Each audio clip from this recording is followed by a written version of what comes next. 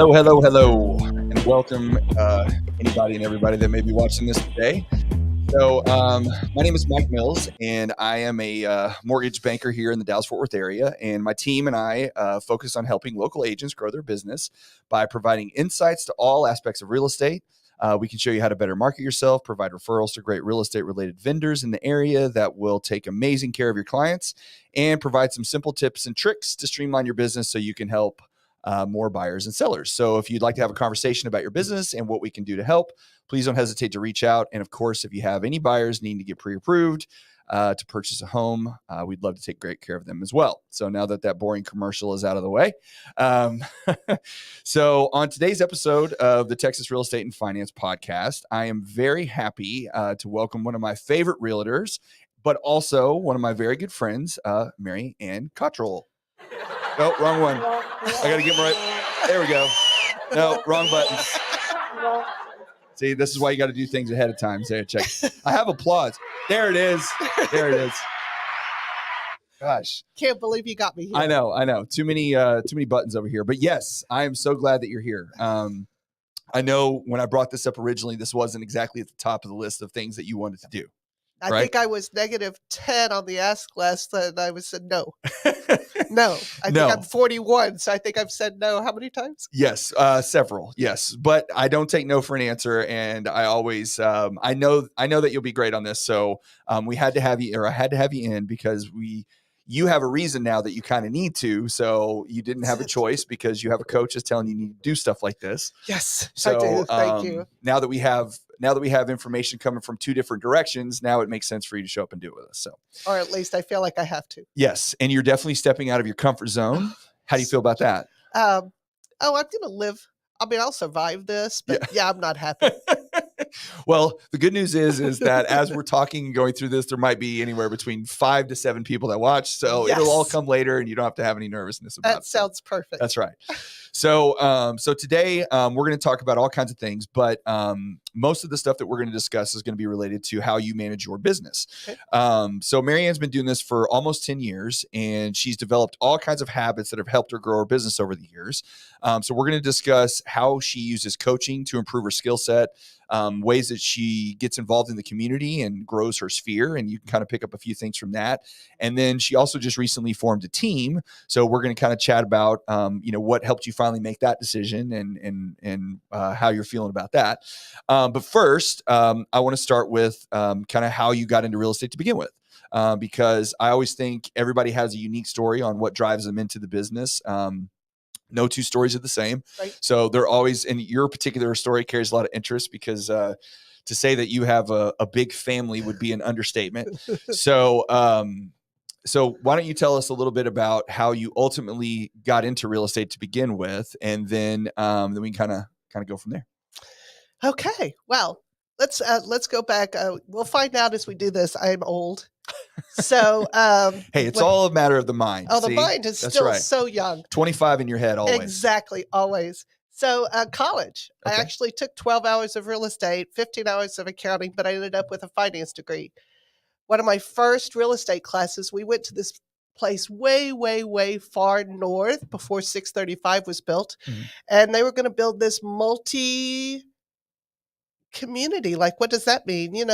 Like houses and apartments and stores. So like mixed use community. Yeah, it was weird, called Valley Ranch. Okay. Oh yeah. So now good luck finding Valley really Ranch. Dating yourself there. I am really dating myself. But that was, it was just cool to me. I mean, the whole thought about it, but I didn't really think about doing real estate, but I really enjoyed it. Yeah. Then my first job, I worked in master trust. I did pension funds. Okay. I managed $8 billion of pension funds for people. And I had about $300 or $400 million in real estate trust. So I did a lot of paperwork. Okay. So I understood the documentation, bought malls, bought strip centers, did all that kind of stuff. Gotcha. Then, so like commercial side of things. Commercial side of it. And I really only did the money and the documents. Okay. Never really got to see the stuff like I did before. Right. Then my husband and I opened a company, and we managed failed loans. Okay. Had a lot of mortgage-backed materials. Yes. So we'd have 20 houses, 10 So this houses. was at the height too of when stuff like that was really coming down, right? Yeah, that's when everything was being sold, everything was being foreclosed on. We were on the steps. So we kind of went the other way, landlord. I mean, it was crazy. Mhm. Got all that stuff done. Then became a single mom Okay. and worked with a guy that wanted to flip. Okay. So we started buying houses in Fairmont, and Okay. we'd get down to the studs and we'd rebuild a house. And so it always was in the back, but I never thought of making it a A career. career. It's just something you did. It's just something we did, and I Yeah. kind of liked it. Yeah. Well, I have now 4 kids under the age of like 13, and I've always done Catholic schools, Yes. and it's expensive, Yes. and not sure how I'm going to pay that. Right. So Now this is now you're speaking in the present tense in your words, but you're talking about back then. it's still Right. back then, Right. 12 years ago, maybe Yes. 10 years ago. Now you said you had 4 kids under 13, Yeah, that was 4. but how many do we have total? We do. We have 8 children 8 children. total. Okay. I always joke, I give you a hard time. I say you have 25 kids or 30 kids or whatever. Oh, I have friends telling me I have 42. Yes. It's just Yeah. Anything over 2, I got 2. Anything over 2 to me is like 75. So I'm good. so I have 8. Here's the stats. Let's get it over with. Yes. There's 8 kids. They're 12 years apart. There's 4 boys and 4 girls. I do a lot of speaking at other retreats and stuff, and I always tell people 4 boys and 4 girls is so much easier than 8 children.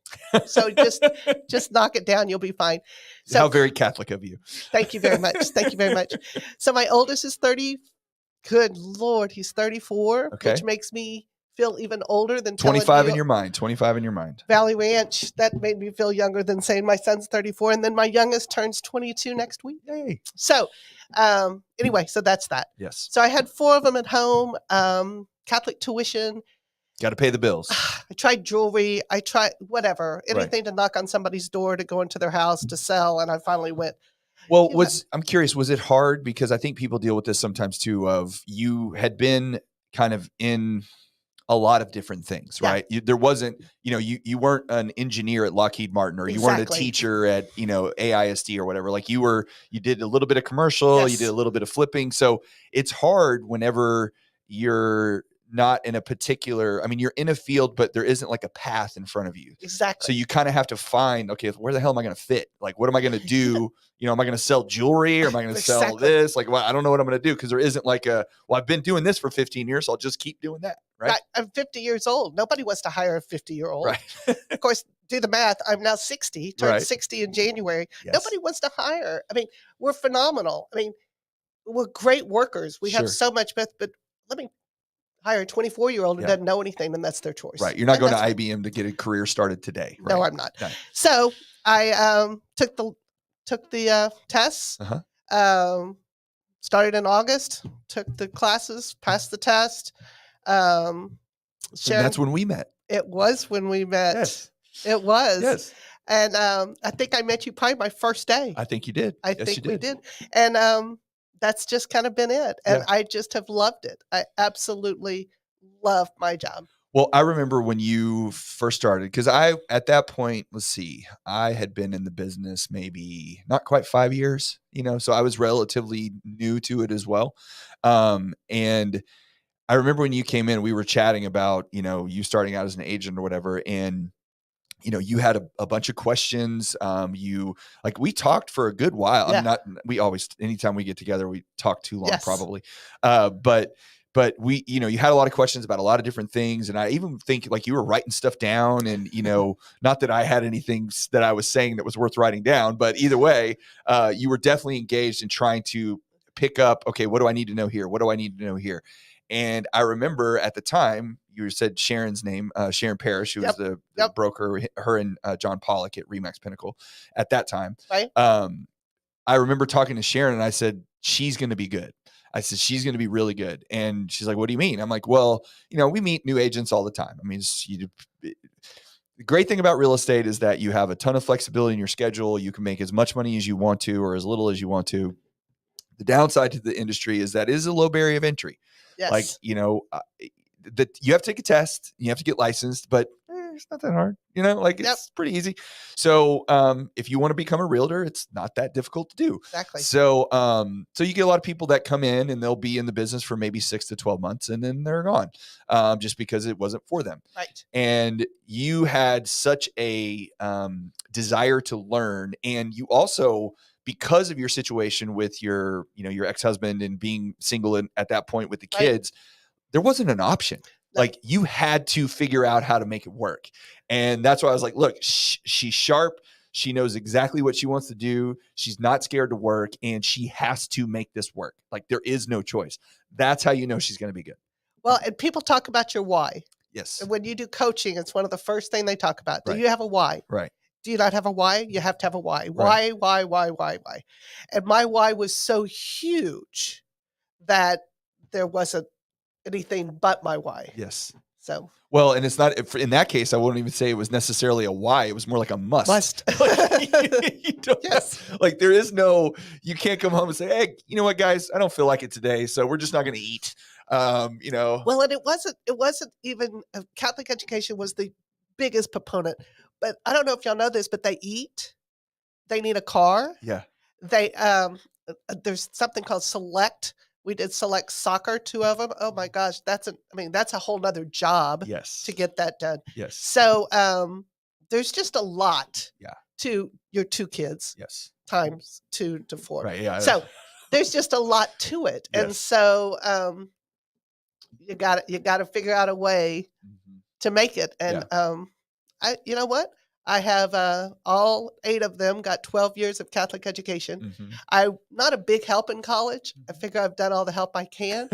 And so they all pretty much take care of themselves in college. But right now I have 7 college graduates, and in May I'll have 8. Well, you know, there's something. Sorry, that was a little mob. I love it. I love it. I love it. There is a lot to be said for, you know, and my kids probably hate me for this. And you know how I feel about this stuff because we talk about it a lot. But, you know, life's got to be a little hard. You know what I mean? If everything is given to you and everything is easy and I'm speaking it from a parent's point of view, not necessarily from a person, but if you give your kids everything all the time, the appreciation of what they have and what they've been given tends to be diminished because they just don't understand what it takes to give what you give. And, you know, Susan and I experience this from time to time because we're, you know, we've done decent for ourselves and want to give our kids everything we can, you know. So I'll tell you a funny story. So yesterday or day before yesterday, I'm taking Katie Jane to school and she's like, why does the fridge smell like pickles? And I'm like, I have no idea. Like, I don't know what you're talking about. So I get home and Susan's getting up with Troy and they're, you know, getting ready to go to school or whatever. And she's like, why does the fridge smell like pickles? And she had a big pickle jar, or there was a big pickle jar in there. And Troy had gone in there in the night and unscrewed it to get a pickle and then didn't put the lid back on tight enough. And it just drained all into the fridge. And, you know, my wife doesn't get upset about a lot of stuff, but when her clean stuff gets dirty, she loses her damn mind. And so she's like, that's, you know, he's like, I thought I put the lid on. I'm like, you didn't, bro. She's like losing her mind. Why can't you people take care of anything? Blah, blah, blah, blah.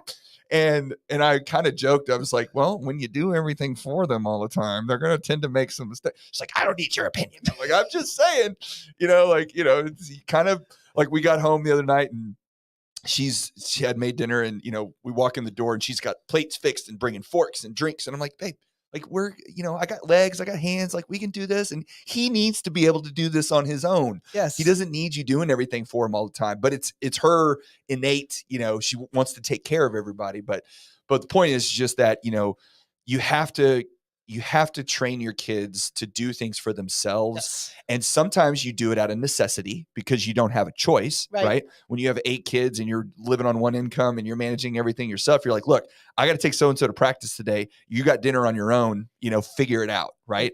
And we always used to have the conversations about when you would actually have time to make dinner and you're like, here's dinner. Yeah. And then like a friend would show up or something and they'd be like, I don't really like whatever. And you're like, well, I'm sorry, but you're at my house and this is how it's going to go. This is it. Peanut butter and jelly's in the pantry. Otherwise, here's what we have. Yes. Exactly. So I think that, you know, it's when you have kids that either out of necessity or because you created the space to where they had to learn how to figure stuff out for themselves, the success meter tends to be on a higher degree because they've just had to learn how to do stuff. Well, and all 8 of them paid for their books all through Nolan. Yeah. And if you go to public schools, that doesn't make sense to you. But in private schools, not only are you paying them for school, you Paying are for paying books. for every book. Yeah. You're paying for everything. Yeah. There's nothing given to you. Right. Books can go $200 to $600. Yep. A kid a year semester, yeah, or or whatever. yeah. And so that was their job. And they had a job. They all worked at Camp Thurman. We'll give them a plug, right? Yeah, Best place in the world. Camp Thurman's awesome. And they all worked through Camp Thurman, and they would make money during the summer to pay for their books for the next year. Yeah. They messed us up right around third to the bottom, like maybe John or Mary, one of them, they quit hiring early. So that year before freshman year, they didn't have a job. Right. Or it was a volunteer year, I think it was. So no money. Okay. So the older kids just paid for theirs. Oh, wow. Okay. Yeah, I wasn't going to change. I'm not very flexible. And once I've made my rules for number 1 through 6, everybody's 7, and 8. Got to follow the same. Yeah. So the older kids just paid for the younger ones' books until they made money. Yeah. And we got it done. Yeah. You got to figure it out, right? Figure it out. Well, and it's funny because when we talk about school and grades and stuff with my kids, the rule in our house, good or bad, right? I have smart kids, and they're expected to make A's. There is no reward for A's. There's punishment for B's, and that's how it works. Okay. But I am a big believer of, like, I don't care how you get your A, just get the A. Because there's a system in a school, right? You have to know the teacher.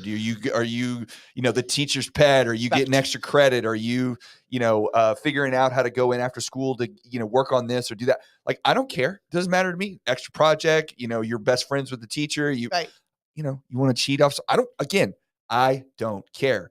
A's. The point is, you have to make an A, because I think most things in life are like, the result is ultimately, to some degree, what matters in a lot of ways. Okay. Not in everything by any stretch. Like process, I believe in big time too. But a lot of things you just got to get from point A to point B, right? However you get from point A to point B, it doesn't matter. Right. Like, just get to point B. And so part of learning how to navigate, whether it be at work or whether it be in relationships or whether it be at school or college or anything else, is you got to learn the shortcuts. You got to learn the pitfalls. You got to learn all the stuff that you can and can't do, to ultimately achieve whatever goal that you have.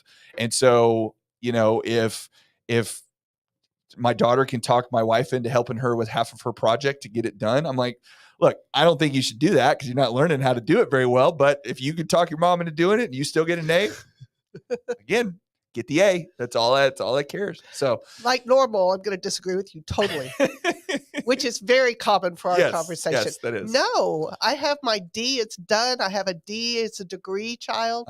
It isn't A's. Yeah. It's what's your best. And some of my kids' best were A's, but some of my kids' best were C's. And that wasn't A. We would celebrate a C just as big as we could celebrate an A. Yes. So that being said, Tanya says hello, by the way. She popped in there. Oh, hey. Now, real quick, before you finish that thought, I 100% agree with you on that. Yes. But the difference is that both of my children are A children and are fully capable of making A. So if I had, Troy's, he's questionable, but if how he did was, Dad do? I made straight A's.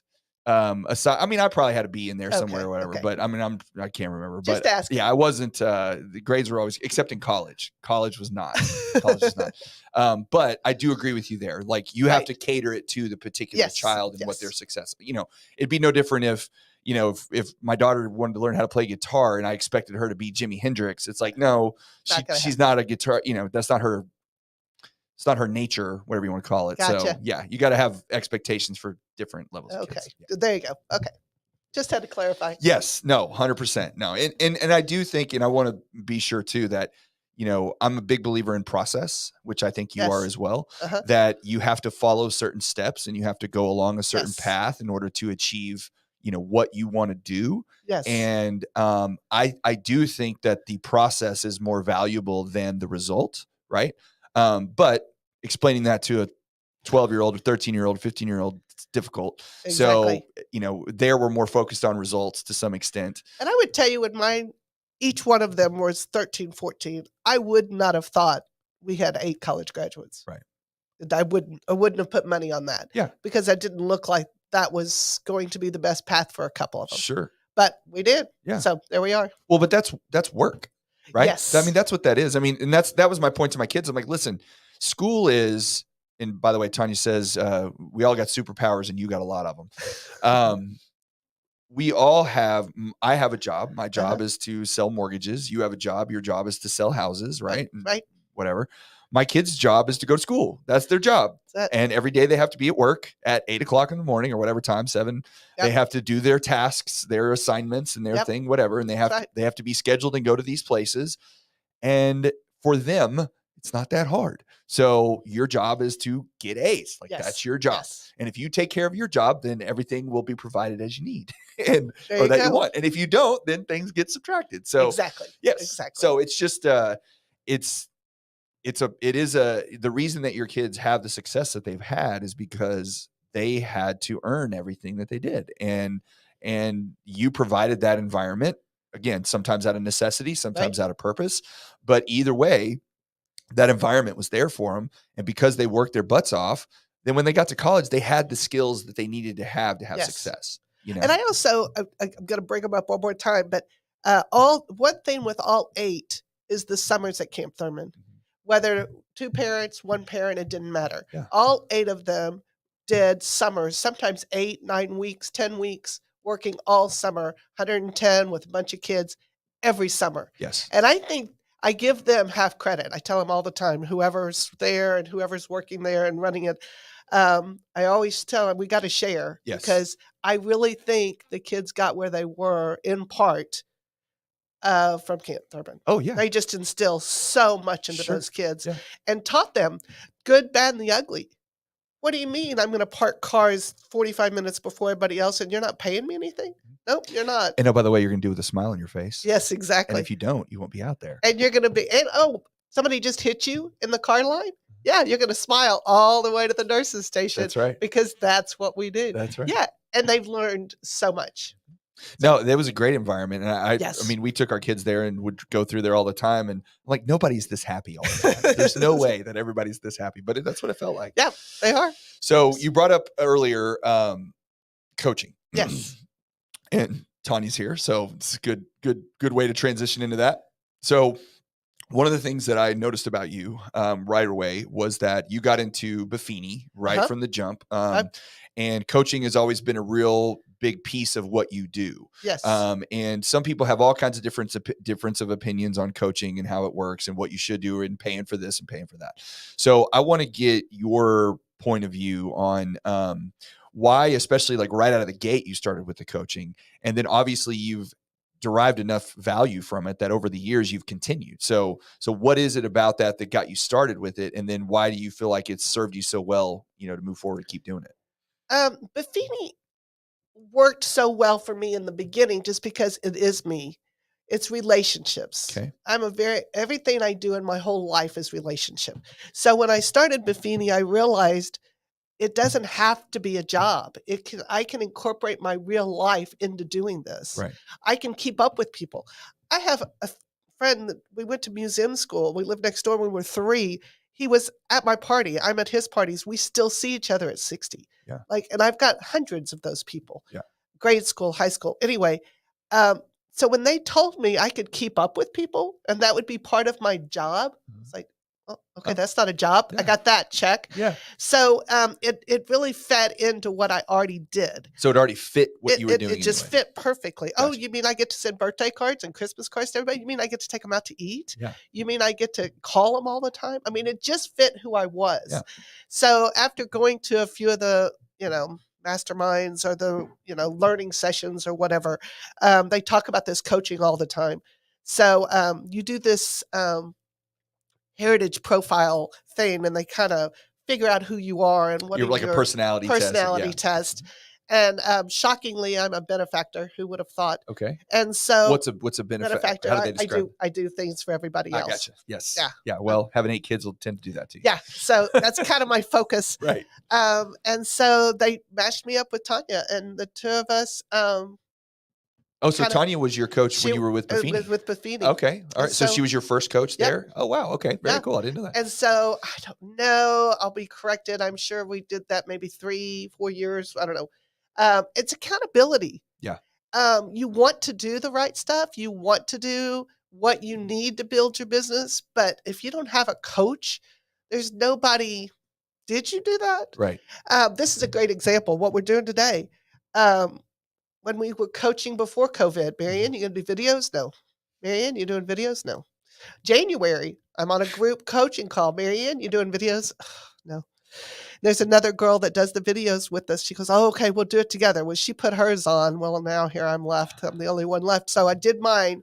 Then I'm doing this. So wherever you are out there, there's two of them. I'm not comfortable. Yeah. This isn't a comfort place for me because I'm talking about me. I don't want to talk about me. I want to talk about Mike. Right. I want to know what's good with Mike. Right. I want all about Mike and nothing about Marianne. Right. So this is, but because of my coaching, here's why you do this. Here's what we're doing. Here's how we're going to build on it. Okay, now we've done this. Let's do this. There's a plan. Every year we sit together financially. What's your budget look like? What do you need to keep your budget? What's your target number? How many people do you want to sell this year? What's your goals?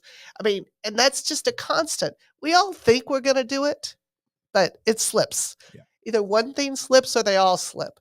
But with a coach, that's her job. Her job is to keep you going down the right path.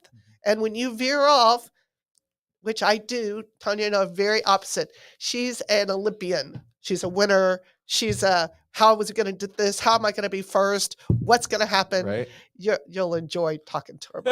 Y'all are just very much, and I'm like, oh, it was so much fun to play. I'm so glad you won. Yeah. Yeah, it was great. Yeah. You don't have the competitive side. No. And not at all. Yeah. Do you want to play next week? It'll make you feel better if you win. Yeah. So, whatever. Yeah. And I don't have to be first in the class. I don't have to be in the class. Yeah. Just let me get to where I want to go. So the accountability side of it plays a big role for you. Yeah. Huge. I do think that gets missed a lot just because, it's weird because, we all have parents. Every human on the planet has a parent of some kind, good, bad, whatever, but we all got them. And if you have bad parents, then you probably had somebody in your life when you were growing up that was like the good parent, right? Somebody that was looking out for you, that kind of checked in on you, whatever, especially if you had any success in life, I think most people had something like that to some extent because somebody that cared about you essentially, whether it was your mom or dad or a friend or whatever.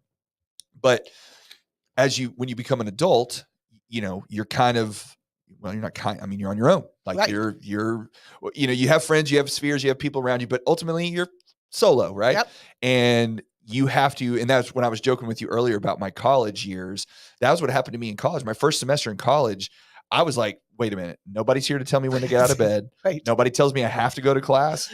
Nobody's telling me, well, then this is awesome, right? Until the end of the semester when you get your grades, you're like, oh, I guess I should have tried to do some stuff. Exactly. So you have to learn the hard way. But having that coach is it's kind of like having another parent. You just have somebody going, hey, are you doing what you're supposed to do? Are you making sure this happens? And then it's like you have that anxiety whenever you're going to go, you have your call at whatever time, 2:00 on Tuesdays. And, by Monday at noon, you're like, oh crap, I didn't do my homework. I need to make sure because I don't want to be the only one that didn't take care of it. And I think what happens is you get comfortable in that you complete whatever it is, the stuff, and then you realize it's not that bad. Right. Exactly. It wasn't that bad. I had an assignment, I did it. I didn't want to do it. It was the procrastination and the fear of not doing it that was way worse than just actually doing it. Well, and I want to add one thing about the coaching. Tanya's no longer with Buffini. Yes. She's an independent coach. Right. Which I wasn't really sure how I wanted to navigate that. Mm-hmm. But the best part is really the Buffini has not left. Right. That's going to be me, and that was hers. But now we're pulling from so many different strategies or different ideas. Ninja Selling is a book we're reading right now. Yep. Just things that could it happen while she was at Buffini? I don't know. I don't know the politics, and I don't know how all that's run and what their guideline. I don't know all that, but I know it can happen when she owns her own business. Right. And so now she can go out and what works, what is happening with other people, and she can integrate it into all of our coaching without checking or asking. Right. So it's really a cool situation because I feel like I still have that base that I need to do my business with a lot more flavor. Right. You have extra pieces added to it that you didn't have before. Exactly. Well, I think when you look at what the great thing about Buffini in general was that the program was based off of you. What is it? You're the mayor of the town or whatever. Is that the saying that he has in there or something? There's a mayor campaign. Mayor campaign. Okay. But ultimately the idea is that you are, trying to be not everything to all people, but you just want to interact with as many people as you possibly can. And it's your friends. It's not necessarily strangers. These are people that that you have relationships with. Right. And it's a matter of keeping in contact. And the shift probably for you that's starting to happen is that your way of doing that was, the cards and the thank you notes. And I still, to this day, you send me cards in the mail, which is always hilarious because I go like, oh, there's Mary Ann's. We had lunch. There's her card. So, but that's what you do. And right. it's like a muscle. Like that's just natural. Like you don't have to think about it. You just like, oh, I'm going to write my cards today. I probably write sometimes up 2,000, 2,200 notes a year. Yeah. I mean, it just doesn't make. Right now I'm working on my St. Patrick's notes, and I'll probably send 150, 160 of those. Yeah. I don't think about it. The kids are going, oh, what are the notes today? They're used to like notes all over the place. Yeah. Because that's what you do. That's your mode, right? I love it. But what you're trying to transition into is stuff like this. Okay. But I think this, but it sometimes, but you don't know till you do it, right. Is that we're doing the same thing, right? It's just a different tool. Yes. Right. Your tool was I write notes, I put my card in, I put it in the mail and I send it off. Right. Now the tool is, okay, well, I'm going to still do my cards because that's me. And I'm going to do that till the day I die. Right. Because I can't imagine a world in which you'll ever give up sending cards, which by the way, just so you know, I do also believe that has a greater value these days than other things because nobody else is doing it. Yep. Right. It's a unique thing. I do. Because the mailbox is starting to shrink as far as how much mail you get. So when you get that little letter, you're like, oh, hey, look, that's me. It's got a little handwritten thing on it. That's it. But the social media stuff, whether it be doing this podcast or whether it be making your video that you did the other day, which congratulations for doing that for the first time. Thank you very much. It's the same thing. You're just not, it's just not targeted at one person. You are talking to multiple people. Right. And the thing is, and I made a little story about this the other day, is, I think time is the most democratic thing that exists. Okay. We all get 24 hours. Yep. Everybody. Doesn't matter who you are, where you came from, what you look like, you get 24 hours in a day and that's it. Okay. So what matters is what you do with that time. Okay. That's what separates you from anybody else. Okay. Right. Do you screw around and, spend all your days on, watching TV, or do you, exercise? Do you work on your business? Like, what do you do during that time? Right. And we all have to sleep. So it gets even limited on what that is. So the great thing about social media is you are fantastic at, let's go have lunch. Let's go have a drink. Let's go have dinner. Right. Right. But there's only 30 days in a month. Right. And you have a family and you have a job and you have responsibilities and everything else.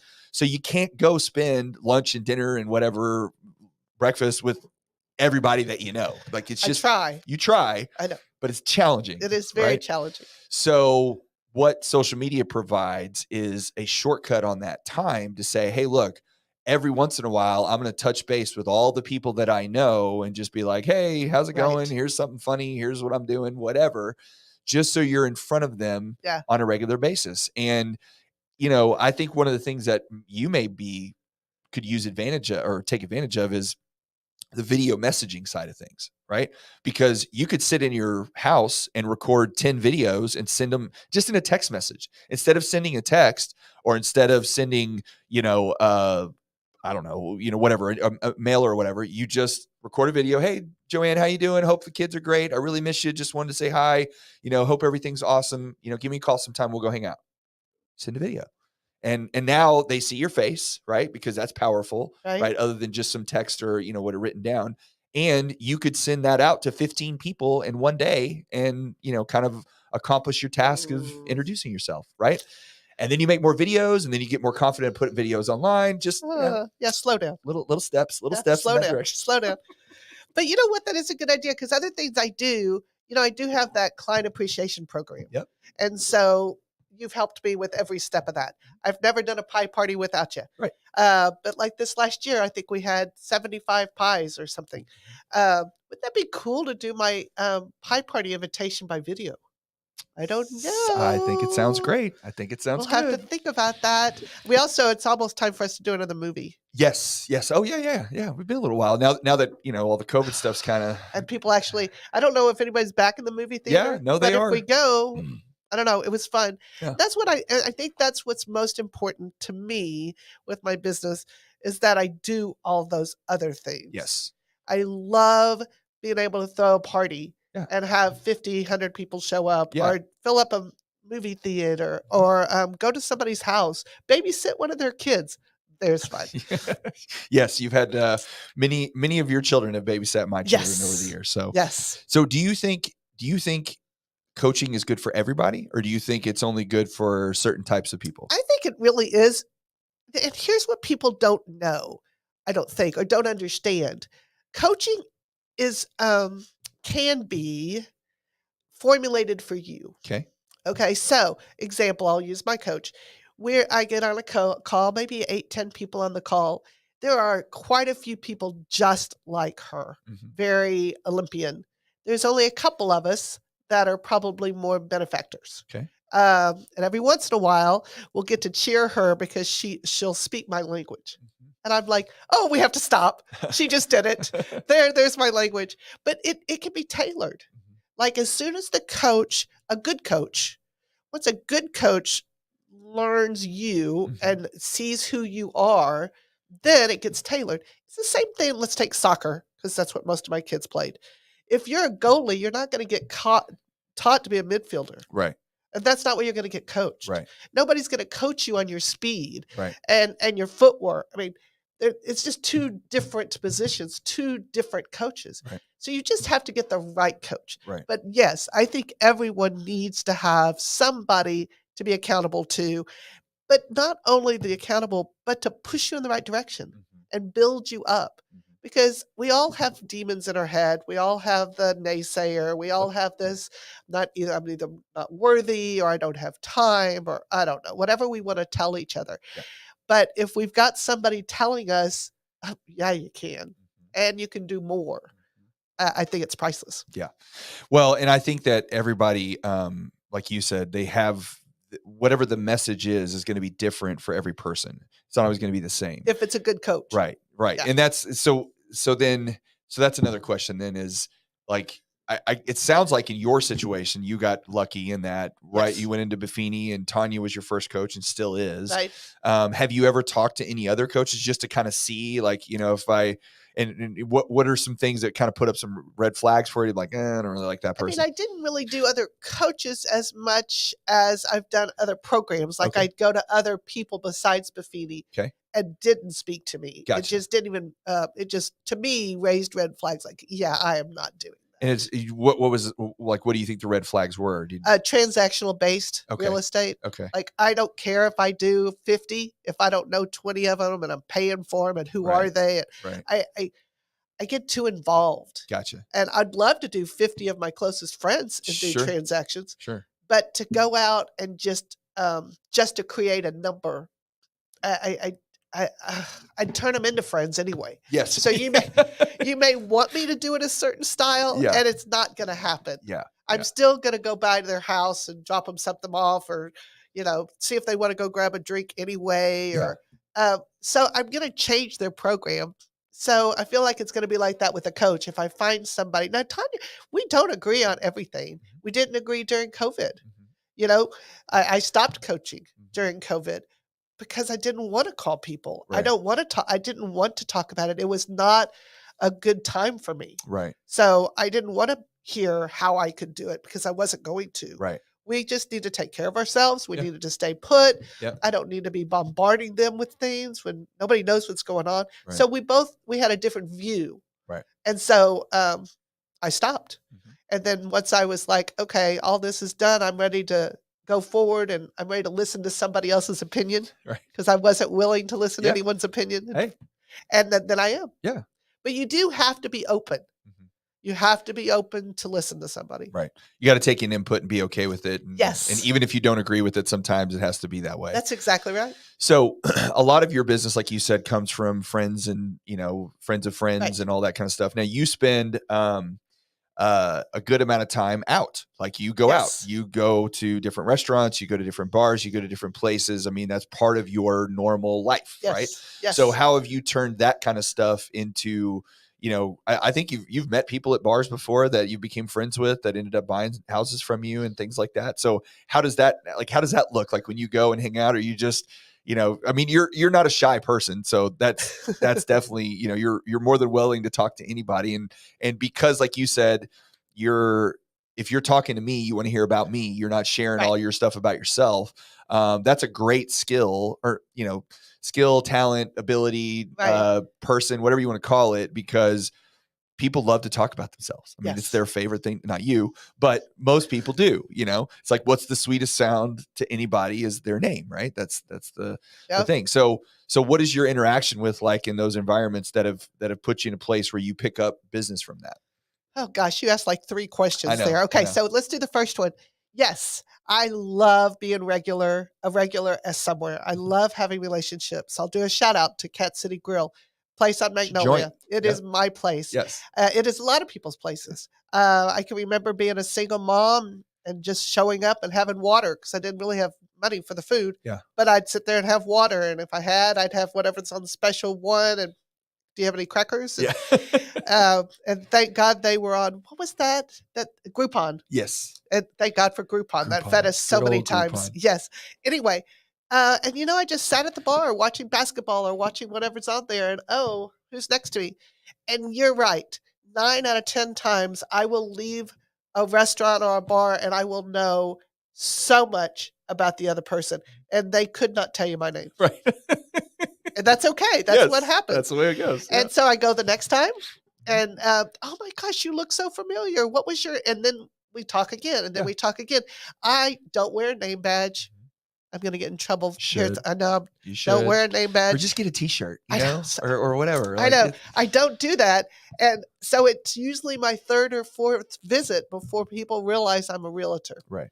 Not a great skill. I don't recommend it for anybody, but that's what's comfortable for me. Sure. I want to know somebody and build a relationship with somebody because I want to build a relationship with them and not to sell them a house or to help them buy a house. It's a genuine desire. It is. Yeah. And so once finally, after a while, people do ask, after you've talked to them a few times, "Oh, Marianne, what do you do?" Yeah. And the bartender laughs every time, like, "Oh, here it goes. She finally gets to say she's a realtor." All right. Yeah, that one only took 4 times, Marianne. Yes. So it's kind of a joke because I tell people that all the time. Nobody will ever ask me what I do or what or anything about me. Nobody knows I have 8 kids. Nobody knows anything because people don't ask. They don't.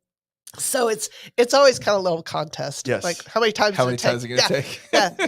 So, but I've got some of my best friends are at Cat City, and I've been going there probably 8, 9 years. We do our pie parties there. I do a lot of happy hours. We do a lot of meals. But, I've got others. Trey Mowgli's one of my new favorites. Ended up another one of my superpowers. How about this? I can almost find a connection with anybody. Okay.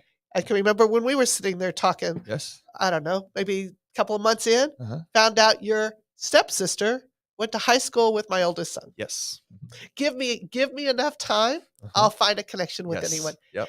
And that's what happened. The bartender at Trey Mowgli's parents go to the same church, and we went on a pilgrimage together. And I spent 10 weeks with his in-laws. That's so now, crazy. I know. It just is what happens. Yeah. And so the chef comes out. I know him because my best friend's his accountant. Yeah. So it just.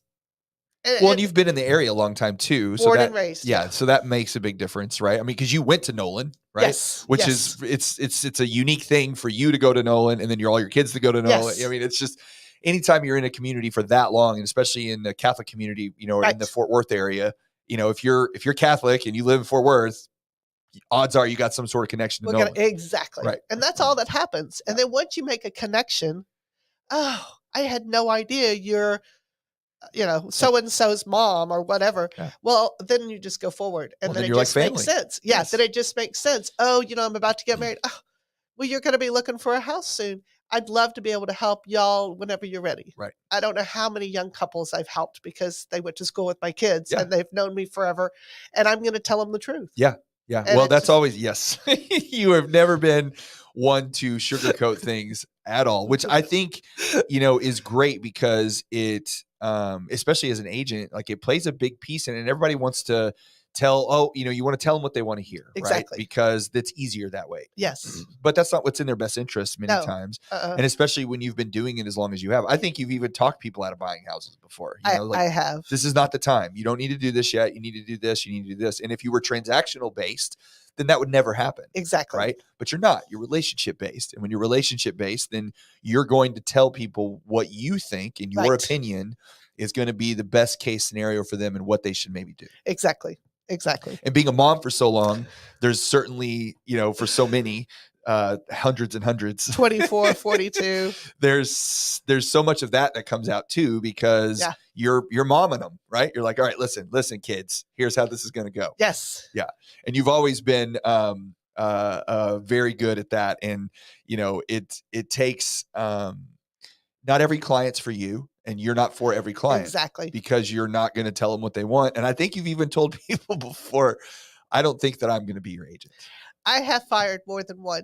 Yeah. I don't allow a lot of things. Yeah. And there are some individuals who like to belittle, who like to cuss and be out of line. Mm-hmm. And they get one chance. Yeah. And then they're gone. Right. Yeah. Like, you might be able to get away with this with other people, but not going to happen here. So, great knowing you. Yeah. Don't let the door hit you on your way out. Right. Right. There's just, life's too short. Just not going to do it. And in the back of my mind, or maybe in the forefront of my mind, I'm not going to set that example to my kids. Oh, yeah. We're not the kids will hear somebody on the phone with me, and I hang up and go, Mom, why would they speak to you like that? I'm like, sometimes there's reasons, but if it's just because that's who they are, then they won't last very long. That's not going to last. Yeah. Well, so you did another, speaking of your comfort zones, you did another thing that's out of your comfort zone that you had been told would be a good idea for you to do for a long time, that you were hesitating. And this year you decided to form a team, right? Oh, you're right. And I was afraid, where are you going? Yeah. And so, but the thing with that is that, and I thought for years that was something that you should have done, a while back. Right. And it was always a hesitation for you for a number of reasons. But, when people talk about stuff, everybody's always an expert, right? Everybody's like, well, I know how to do this and I know how to do that, and I'm great at this. I really like talking to people that are doing things for the first time, because I think there's so much more to learn there when you can say, I'm not good at this. I don't like that. I had to find this. This wasn't my, versus, oh, well, let me tell you how this is going to work. This is going to be great. I'm going to show you how to do it, and you're going to be amazing because I am going to tell you all the great things. Right. So what has your experience been like with starting a team? What kind of pushed you over the edge finally to get you to do it? And do you have, like, were there hesitations, and things about it that you really were nervous about, and have some things worked out a little bit better than you thought? Like, how's that whole experience been for you? And I know you're brand new into it. It's, we're months into it. Right. We're months into it. Right. And I have two people on my team, Anita Kibbe and Perla Zubia, bilingual. Both former clients? Both, yes. Yes. Perla, we've worked and haven't solidified anything, but one day we're going to. But now she can do her own. Yes. She's bilingual. Yes. So I even have a bigger bonus on my team. There you go. Anyway, the problem was, I think, to be honest, all my kids left. I became an empty nester. I don't know what mom of many does with an empty nest.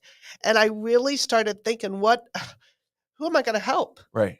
My why. Who am I going to mom? Who am I going to mom? Who am I going to teach? What am I going to do? Right. And my why, that's a big coaching issue with me, because I lost my why. Okay. I what do you mean I have to make money for me? Yeah. I have to make money for my rent. That's my kids' rent. That's my kids' school. That's my kids. So I had to completely change my direction to me. So where am I going to get all of my boxes checked? How am I going to do what makes me happy? I love teaching the Buffini classes, and so I get to do that. But I just wanted to do more. Yeah. The problem with teams is, as you can tell, I don't tolerate certain things. Yes. So how am I going to do a team and actually have it work? Right. So one of my top criteria is when I sat there and did the whole, what are the values? What's my mission? What's my purpose of my team? Compassion was my number one word. Okay. If I can't have someone on my team that has compassion, that's going to care more about the people than the transaction, care more about the people long term, people who aren't going to keep up. If they can't use that model, I don't know if I can help them. Right. And so I thought, well, I don't know if it's going to work until I see if it works. So far I've got two great ladies who I feel embody the same thing I do. They're at the very beginning. So Yeah. if anybody's interested in buying or selling, I've got two new people and they're really wanting to learn. Right. But I think that's going to start fulfilling me more. Okay. I don't want a huge team. If I had two, maybe three more people, I'd probably be happy. Just because we have cycles and some people are busy when other people aren't. I thought if I had 4 or 5, then I could maybe stay busier. I'd be more consistently Right. busy. And on a selfish note, this is my year. I've never had a year, but this one's my year. Okay. So I'm going to travel. Oh. I've already traveled some. I'm going to travel some more. All right. And it'd be great if somebody would answer my phone while I'm gone. That's So, not a bad thing either. There's my other bonus. Yes. So, when you like, how much did Tanya play a role with you on deciding about forming the team, and did she encourage you down that road a little bit too, or was this something you kind of came to on your own? Or? I kind of came on it on my own. I probably should have asked for a lot more help, and I Yeah. should have gotten more direction.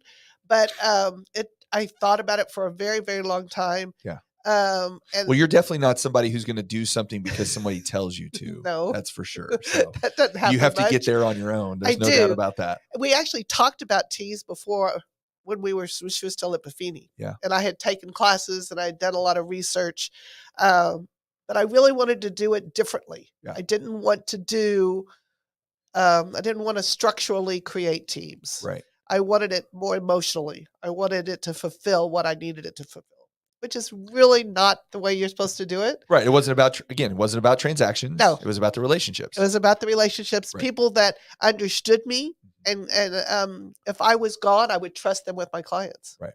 So that's what I'm doing. But she's helping me going forward, like how to, once they get busy and things start structure happening. everything. Yes. Yeah. Yeah. Because you do have to have, that's the hard part with the teams is the relationships are great and that's a big piece of it, but you also have to have some structure. You have to have some processes in place and procedures on how to do stuff and manage all that. And, when you're learning how to do it, especially when it's always just been, I mean, you have the tools because you managed 8 children growing up, right?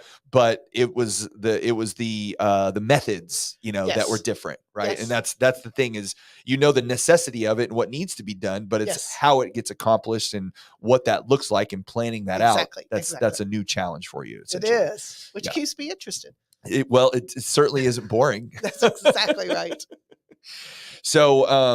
So do you think that, like when you look down the road, when you're doing real estate, is this something you're just going to continue to do for as long as you absolutely can? Or do you have dreams of quote unquote retirement, or is this retirement? Or I know what the answer is, but I got to ask, Yeah, retire.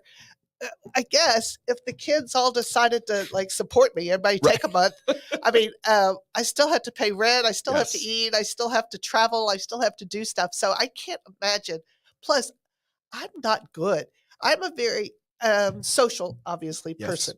If I don't go out, if I'm not, I don't have to be with people. Yeah. If I'm just sitting, people are going to think she's at a bar all the time because we've now said this 4 times. But if I'm sitting at a bar by myself, I am completely happy with the activity going on around me. Yeah.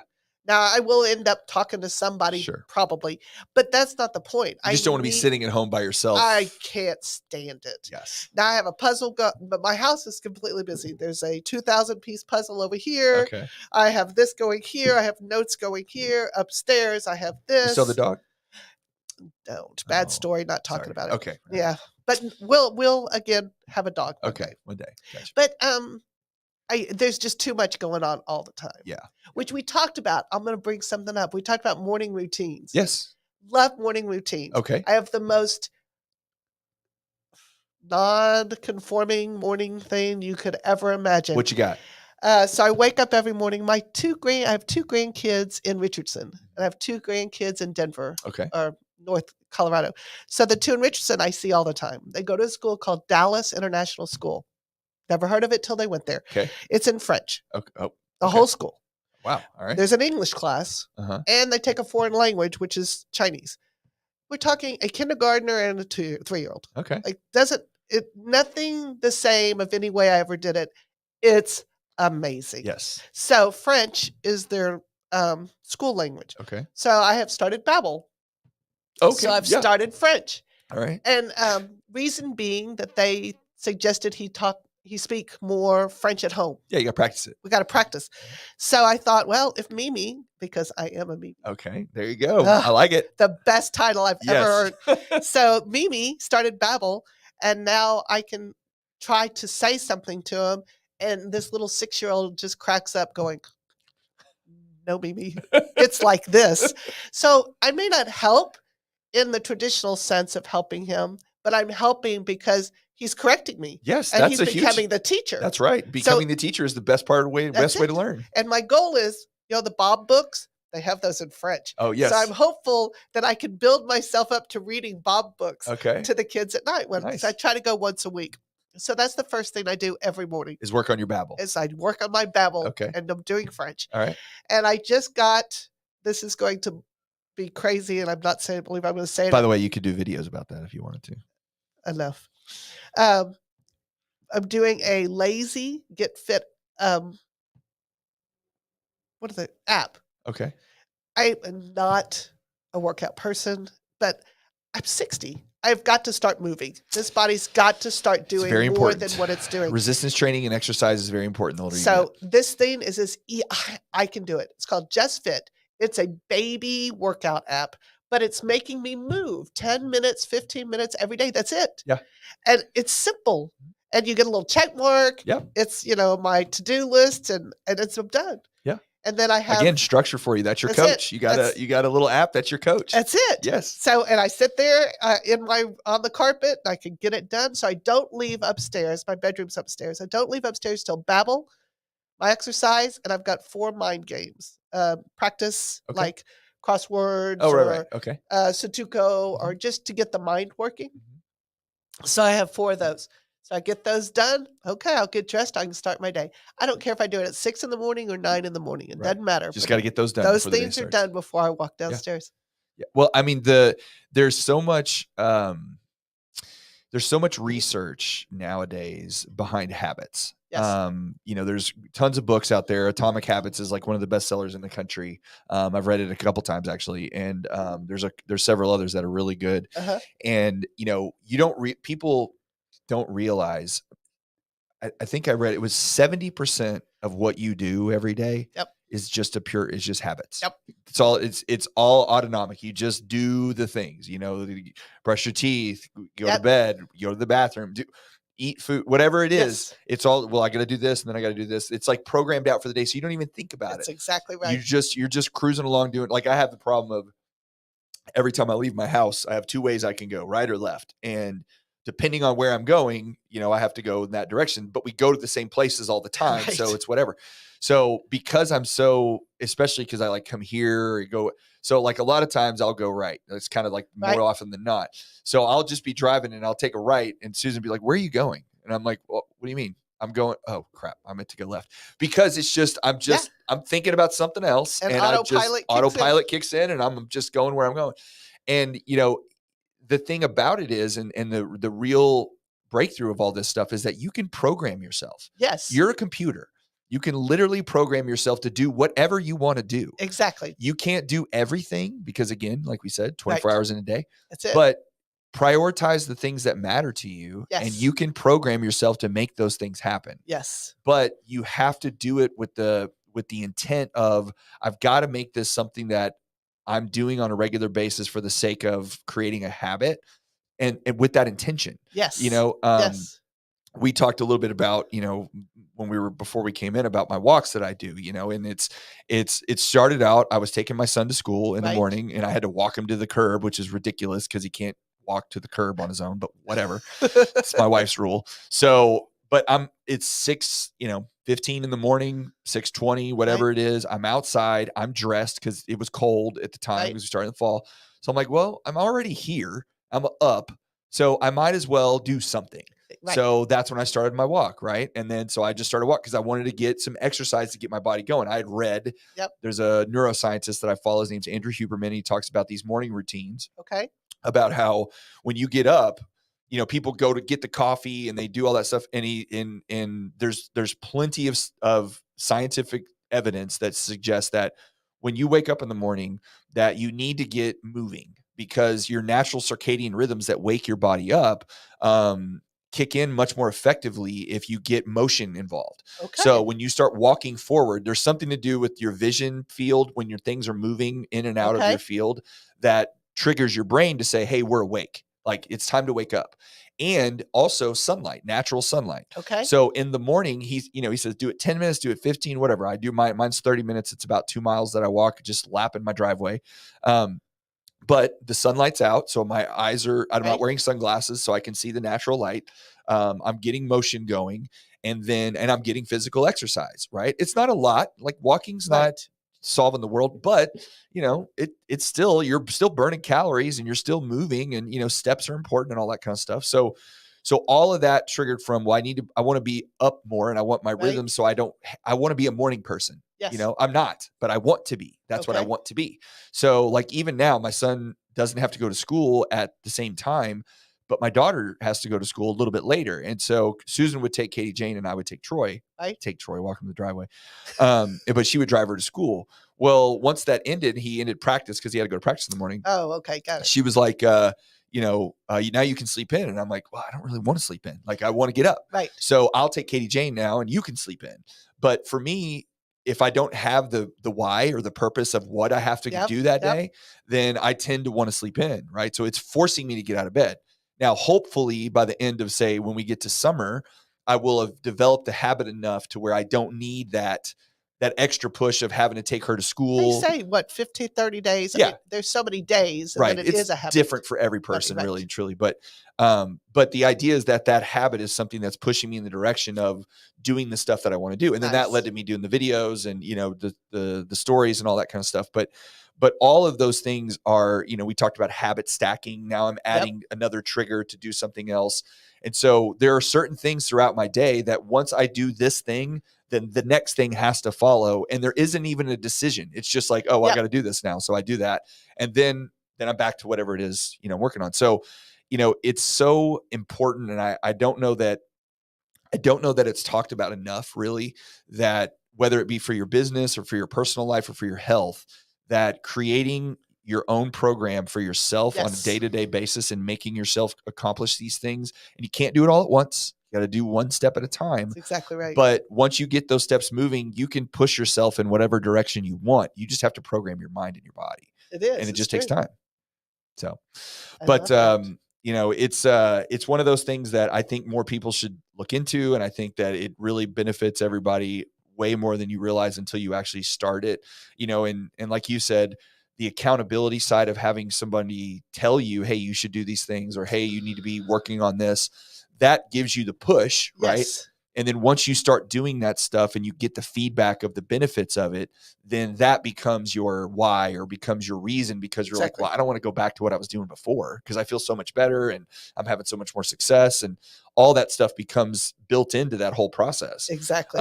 But you need all those pieces. You need to have somebody there that you're accountable to. Yep. You need to create those habits, and then you need to, bear the fruit of it when it does and celebrate it. Like, hey, I did some good stuff here, and not always feel like you're down on yourself because you didn't accomplish that other thing that you wanted to do. Well, and just to tie this in, because I meant to tie it in earlier, but you just created a great segue for me. But habit, you're the only lender I use. You are my lender of choice. Every buyer I've ever had has had to speak to you. There's not a choice. Now, I'm not blessed to use you every single time because you're not going to work with everybody. How it happens. But it is what happens. They may come to me with the lender. Yeah. And I'm like, oh, well, let's see if that's a good rate. Yeah. Let's see if that's really the place you need to go. Let's talk to Mike. Yes. And that's going to be how Anita and Perla is going to be taught the same way. So Right. here's Mike. Yay. So have you met my friend Mike? And so it's the same thing. When your business, I don't think a lot about the transactions. I really focus on the people because it's so habit forming. Right. Like I get a buyer, here's Mike. Right. We don't even talk till we talk to Mike. Right. You've got some people you've been talking to for 3 or 4 years because they're not ready. Yeah. And you're going to talk to Mike until you're ready, and then I'll jump in. Yes. And I just think habits are part of our business too. Absolutely. Like, makes the whole thing work. It does. Yeah. Because I do. If somebody asks me, well, what happened after this? I can tell you because that's what happens after every inspection. That's what happens after every foundation. I mean, I do the same thing every time. Yeah. You don't have to think about it. I don't even have to think about it. Well, I think that's all. Well, thank you very much for that, by the way. But we're an hour already. I know it goes fast, right? It goes very, very super fast. So I really appreciate you coming in, and I appreciate you stepping out of your comfort zone a little bit and making this work for you. And we'll definitely have to do it again. So once we get a little bit further down the road, we can talk about your social media journy and how that's going. There we go. Because now we're just starting that ball rolling. So we'll have to visit about that and how that's moving again. But I love you to death. You're one of my favorite humans on the planet. And that's why we're Be a Good Human, because you're one of my favorite people. So thank you for coming in, and thank you for spending the time with me. And I know this was not something that you wanted to do. So we'll definitely have to do it again. And hopefully we can have dinner tonight, and it's not going to storm and wreck everything. I know. It's going to be a double dip Mike tonight. I know. It gets you in the afternoon and in the evening. Good or bad, I'm not sure. Oh, it's going to be great. Well, thanks for everybody that stuck around and watched for a little bit. I appreciate it. And we will see you on the next one. Bye-bye.